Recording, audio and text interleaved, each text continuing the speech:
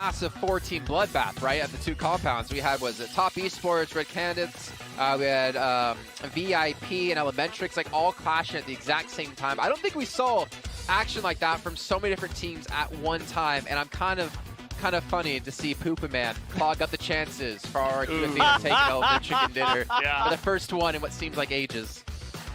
Oh, it went right down the toilet for a lot of those teams, but not Elementrix. And Mr. Hoju, like, he was like the star for them. Well, I say star. I think he had like 34th in kills overall for the team, or 37th, I should say, at 5. Like, that's kind of how well, or I should say not well, they did when it came to the South Asia Regional Finals for PMCO. So it's really important to see them, like, keep grinding it out, right? Obviously, with teams there talking about their confidence coming into this, and I have to say that glass is overflowing with confidence for so many of these teams. RRQ, Athena, the first team I kind of wanted to talk about is you see Top Esports on your screen now. They placed 7th at the PMCO Global Finals for Fall. They were a team who were massively disappointed with their individual performance, but they seem to still feel like they're the scariest team out there.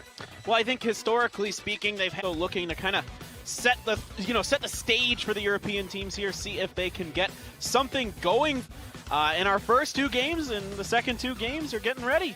All right, well, speaking of the second 2 games, we have our first one kicking off of Group B. It's International Group, and we're heading to Erangel once again. Valdez and Paper Thin, take it away, boys. All right, here we go. Group B time. Only 2 more games left to go. Once again, 1 more Erangel, and then a Vikendi coming at you. So this playing path, a little less forgiving than the first one we saw today. This one's going to be more northerly based. We're starting out over Lipovka, heading over Razak, ended up over Georgiopol. So once again, if you want to go south, and again, Primorsk, going to be a little bit more tricky to get to. Otherwise, a lot of the northern part of the map very much in play, of course. So keep an eye on what teams want to do here, as this one is bound to be a very, very tough fought map. Yeah, it doesn't really get more competitive than this. We have brought all the national teams out here from many different regions coming in here, 16 of the best. So very excited. We talked a lot about the favorites, you know, RRQ, Athena, Top Esports, very obvious choices. But how about some underdogs that you think might have a chance? I mean, Box Gaming was coming into the interview, and they were just right from the get-go calling people out and saying, hey, you better be careful of Box Gaming. If you run into us, you are going to die. You think they have any chance in this one? Yeah, absolutely. I mean, SCA teams are generally pretty good. Oh, we're going to find ourselves a run over. That is going to be, for sure, our first kill. Hijira of EVOS, our Indonesia team, of course, trying to see if they can replicate the success of Bigatron. Here. You were just waiting for it. Yeah. He might not last too long. Zute's got a bit of an angle, wasn't able to land any shots, trying to come up and over the hill, see if he can catch a little bit of damage into Pmsc, but Pmsc is quick on the draw here, going to get away it up and over that hill, find himself a little bit of safety on the backside. With that buggy, you can kind of drive. The buggy's got a bit of friction on the tires, so you can drive pretty well. Talking about, they're no longer in it. Box still in a fight, but now here comes RRQ Athena. There is tons of damage being done. Box is very, very weak. If that grenade is on the mark, that could be some more. Yes, that is going to be 1 down. Another knock. This is a great push from RRQ Athena. All right, D2E, he does get knocked himself. Senior and Ernie trying to back him up, seeing if they can get the res. And Box, they do finish them off. A great push here by RRQ. Yeah, D2E a little bit unlucky there with the weapon swap, but you do like to highlight that push. Fantastic timing there from RRQ, but now VIP in a bit of trouble, trying to fight them off. Top Esports now actually being knocked a bunch. What in the world? There are 4 teams here. Queso top, VIP, Red Cannons, all here, all fighting for this position. Of course, it is an amazing spot in the circle, and it is on the southeast part where so many teams were. VIP is in here. Tons of damage being done. They do get the knock on 2 members. Oh my gosh, everybody is taking everybody down. This is absolute chaos. The Cannons so far are holding out the best.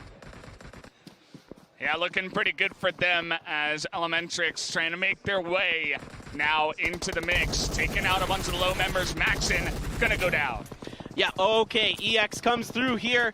They do find themselves, despite losing Junior early, because they found the benefit of being the late party to this massive, massive fight. Ooh, but Ben V has a smoke down. This could be tricky. Does he know That Dragon is in front of him there. Or excuse me, Dragni, and I don't know. Benv's just waiting. He's got some heals. He should be maybe doing one more bandage there to see if he can get a little bit more health going, and he hasn't moved. I'm not sure if the members of Elementrix know he's there. The smoke is there, so I assume they suspect something could still be up. You can see they're being very patient about this. Yeah, very slow trying to get on top of Benv here. Not going to let this one go down.